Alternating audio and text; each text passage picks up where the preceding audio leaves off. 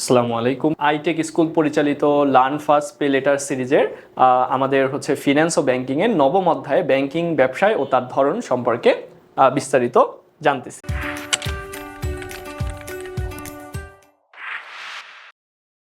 আজকের ক্লাসে আমরা ইসলামী ব্যাংকিং ব্যবস্থা সম্পর্কে জানার চেষ্টা করব। সো এতক্ষণে আমরা বাণিজ্যিক ব্যাংক সম্পর্কে জেনেছি, নর্মাল বাণিজ্যিক ব্যাংক সম্পর্কে জেনেছি, কেন্দ্রীয় ব্যাংক সম্পর্কে অনেক বিস্তারিত কথা বলেছি। এখন আমরা ইসলামিক ব্যাংক সম্পর্কে একটু জানার চেষ্টা করব। নর্মাল বাণিজ্যিক ব্যাংকে আমাদের যে ইস্যুটা ছিল সেটা সুদ নিয়ে ডিল করে, তাই তো? সো এইটা বড় একটা ইস্যু মুসলিম সম্প্রদায়ের মধ্যে।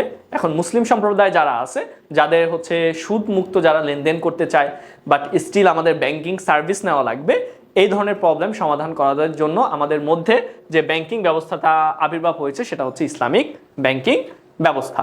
সো ইসলামিক শরীয়ত অনুযায়ী সুদমুক্তভাবে ব্যাংকিং সেবাদানের লক্ষ্যে 1983 সালে বাংলাদেশের বেসরকারি ব্যাংক হিসাবে ইসলামিক ব্যাংকিং ব্যবস্থার প্রচলন ঘটে। সো মূল ভিত্তি কি? মূল ভিত্তি শরিয়া মোতাবেক আর্থিক ব্যবস্থার উপর গড়ে ওঠা ব্যাংকে ইসলামী ব্যাংকিং বাণিজ্যিক ব্যবস্থা বলা হয়। সো এখানে মূল ভিত্তিটা ব্যাংকিং সেবার মূল ভিত্তিটা শরিয়া ভিত্তি। সো ইসলামের রুলস রেগুলেশন যেভাবে বলেছে, সুদমুক্ত রুলস রেগুলেশন মেনটেন করে এই ধরনের ব্যাংকিং কার্যক্রম পরিচালিত হয়। সো এখানে এক নম্বর এবং গুরুত্বপূর্ণ নীতি এটা সুদ মুক্ত থাকবে। এখানে কোনো কি থাকবে না, সুদের লেনদেন হবে না। এখানে এই ধরনের লেনদেনে লাভ এবং লোকসানের ভাগ নেওয়ার উপর ভিত্তি করে পরিচালিত হয়। সো এই ক্ষেত্রে যেহেতু আমি নিব না, আমি সুদ নিতেছি না, বাট স্টিল এটা তো একটা ব্যাংকিং কার্যক্রম। এখন মানুষ যারা এখানে বিনিয়োগ করবে, এখানে অবশ্যই তারা কি চাইবে, একটা রিটার্ন চাবে। সো এই ক্ষেত্রে কি করা হয়, এখানে ইসলামী ব্যাংক বলে যে আমি আপনার টাকা নিচ্ছি, এটা বিভিন্ন জায়গায় বিনিয়োগ করব, ইনভেস্ট করব, এবং আমরা যে রিটার্নটা হবে সেটা স্প্লিট করে নিব। ক্ষতি হইলেও স্প্লিট করতে হবে। কিন্তু অন্যান্য ব্যাংকিং কার্যক্রমের ক্ষেত্রে দেখা গেছে যে ক্ষতি হইলে কিন্তু সেটা আমার নেওয়া লাগে না, সেটা ব্যাংক নিজে বহন করে। সো এটা একটা বেসিক বড় ডিফারেন্স। সো এখানে কি রয়েছে দেখো, এখানে পারস্পরিক ব্যবসায়।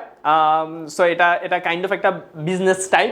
এখানে আমি টাকা দিচ্ছি, আমার টাকা নিয়ে ব্যাংক বিজনেস করতেছে, দেন আমরা আমাদের প্রফিটটা ডিস্ট্রিবিউট করে নিতেছি। সো মূলধনের যোগান, গ্রাহককে ব্যবসায় মূলধন যোগান দেওয়া হয় এবং ব্যবসায়িক শরিক হিসাবে তার মূলধন ব্যবস্থাপনায় করা এই সেবার অংশ। সো এই ক্ষেত্রে ওরা নর্মাল ব্যাংকিং কি করে, লোন দেয়, তাই না? এবং লোনের ক্ষেত্রে তোমার কি করতে হয়, লোনের ক্ষেত্রে তোমার একটা সুদ কিন্তু ওদের পেমেন্ট করতে হয়। কিন্তু এই ক্ষেত্রে ওরা তোমাকে টাকা দেয় কি করে, মূলধন জোগাড় করে, এবং ব্যবসায় তোমার শরিক বা পার্টনার হিসাবে কাজ করে। কোনটা করলে ভালো হবে, কোনটা করলে খারাপ হবে, সব পূর্ণাঙ্গ বিষয়টা কিন্তু ওরা তদারকি করে, এবং তোমার এই মূলধনের পারফেক্ট ব্যবস্থাপনা ওরা করে থাকে। তারপর কি, যৌথ উদ্যোগ। সেখানে কি বলা হয়েছে, ব্যাংক এবং গ্রাহক যৌথ উদ্যোগে ব্যবসা পরিচালনার মাধ্যমে লাভ ও ক্ষতি কিন্তু ওরা বন্টনের মাধ্যমে এই ধরনের ব্যবসায় পরিচালনা করা হয়। সো এখানে মূল যে থিওরি বা মূল যে কনসেপ্টটা সেখানে এখানে বিজনেস। এখানে কি বিজনেস আমরা গ্রাহক এবং ব্যাংক দুজন মিলে বিজনেস করে, একে অপরকে সাহায্য সহযোগিতা করে, এবং আলটিমেটলি লাভ হোক বা লস হোক সেটা কিন্তু নিজেদের মধ্যে ডিস্ট্রিবিউট করে নেয়। সো এখানে দেখা যাচ্ছে একটা মুদারাবা। সো এখানে কি বলা হয়েছে, ঋণ গ্রহীতাকে কোনো কিছু যেমন গাড়ি যন্ত্রপাতি ক্রয়ের জন্য যখন অর্থায়ন করা হয় তাকে মুরাবাহা সেবা বলা হয়। ওকে, সো এখানে কি করা হচ্ছে দেখো, এই ক্ষেত্রে ব্যাংক কিছু লাভ সহ ঋণের অর্থ ফেরত পেয়ে থাকে। সো এখানে কি দেখো, সো মনে করো আমি একটা গাড়ি কিনতে চাচ্ছি। কি কিনতে চাচ্ছি? আমি একটা কার কিনতে চাচ্ছি। সো এটা মনে করো একটা কার, আমি একটা কার কিনতে চাচ্ছি। সো ও কি করে, ও কাইন্ড অফ ব্যাংক আমার জন্য গাড়িটা পারচেস করে। মনে করো গাড়িটার দাম 1 লক্ষ টাকা। ও 1 লক্ষ টাকায় পারচেস করে, ও আমার কাছে আবার 1,20,000 টাকায় সেল করে, এবং টাইম দিয়ে দেয় যে 6 মাসে তুমি 20,000 করে পার মান্থে আমাকে পেমেন্ট করে দিবা। সো কাইন্ড অফ এটাও একটা বিজনেস টাইপ। এখানে 20,000 টাকা কিন্তু সুদ হিসাবে যাচ্ছে না, কাইন্ড অফ আমি কিনে আবার ওর কাছে বিক্রি করলাম এই টাইপে, এবং ও আমাকে আস্তে আস্তে ধাপে ধাপে পেমেন্ট করে পরিশোধ করে দিবে।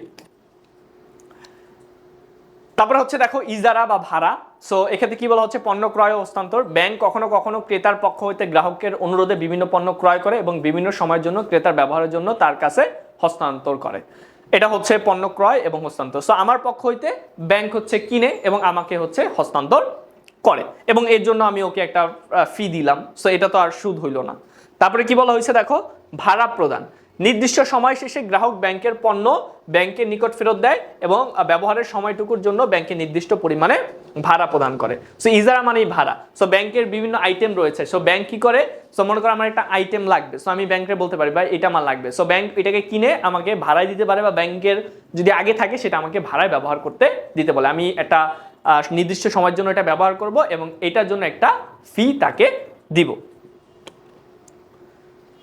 সো দেখো অন্যান্য ব্যাংকিং সেবা, সো ইসলামী ব্যাংকিং ব্যবস্থায় অন্যান্য পণ্য বিভিন্ন ব্যাংকে দেখা পাওয়া যায়, যেমন হচ্ছে কার্ডে হাসান, এটি এক প্রকার সুদমুক্ত ঋণ। সো এখানে ঋণ দেওয়া হয়, বাট এক্ষেত্রে হচ্ছে কি দেওয়া হয় না, এক্ষেত্রে কোনো সুদ রাখা হয় না। তারপরে কি রয়েছে দেখো, বাই মুয়াজ্জেল, এটি হচ্ছে বাকিতে বিক্রয় পদ্ধতি একটা।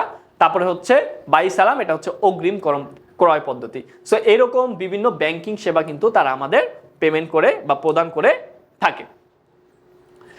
সো আমরা একটা বাস্তব উদাহরণ দেখার চেষ্টা করি। একজন কৃষক বা উদ্যোক্তা একটি গাড়ি বা যন্ত্রপাতি কিনতে চান, সেখানে কি করা হচ্ছে, সাধারণ ব্যাংক সাধারণত ব্যাংক টাকা ধার দেয় এবং তার উপরে সুদ আরোপ করে।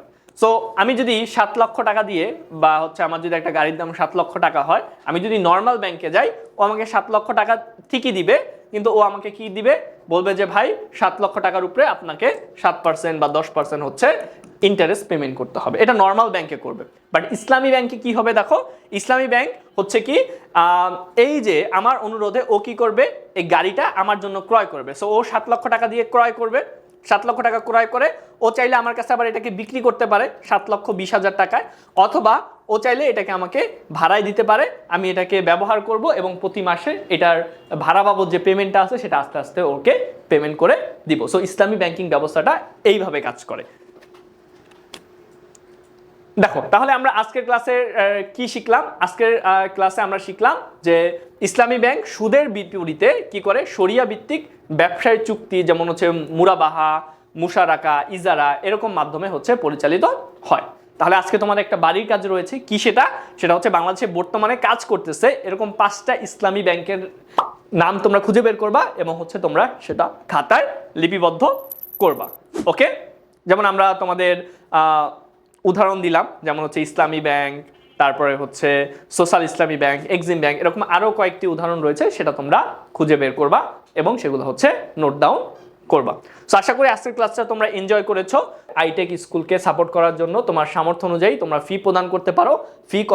প্রদান করার জন্য আমাদের ওয়েবসাইট ভিজিট করতে পারো, অথবা আমাদের হটলাইনে ফোন করতে পারো, এবং তোমরা একটা নির্দিষ্ট বা নির্ধারিত ফি পেমেন্ট করে তোমরা কিন্তু আমাদের অনলাইন কেয়ার ব্যাচে ভর্তি হয়ে যেতে পারো, যেখানে তোমরা হচ্ছে নিবিড় পরিচর্যার মাধ্যমে নিশ্চিত প্রোগ্রেস এনশিওর করতে পারবা।